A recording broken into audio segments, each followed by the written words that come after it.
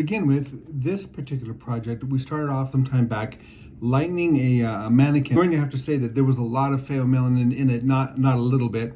So I'm sure it's not from Northern Europe, but probably more Asia, because there's a lot of pheomelanin in it. Although the hair I got, it was really pretty light to start with. I pre-bleached it. Here's an example of that. And then after I got done pre-bleaching it, decided, okay, we're going to use equal parts of our ash tone to create gray, or very light, very ash blonde. This time, however, what I'm doing is I'm going in with my straight mix of color, and that is going to give me, and that is a direct deposit level 10 BV, blue violet.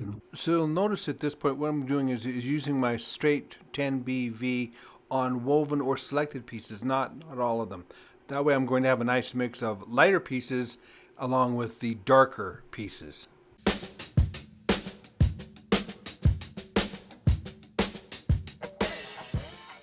With that said, all the sections that I'm applying this to need to be quite light. So they were previously treated with the equal parts clear and 10 BV, and now I'm going back over these sections, pieces, doing just straight 10 BV, and then that way I'm creating a depth of tone that mixes in or offsets the lighter.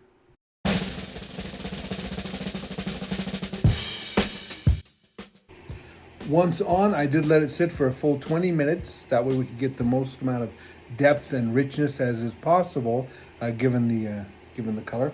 And then I would tell my client, not the mannequin, but my clients, that it will probably wash out pretty easily because of the issues with porosity. And that being the case, if they just come back to the salon, well, we'll just put that back on again until eventually it's more permanent. It wants to stay more permanently. So how about the end results? Should we take a look? They look really good, really rich. Here we go. Let me know what you think down in the comment section below. I'd be very curious to know. I appreciate you taking the time to look at this. Have a great day.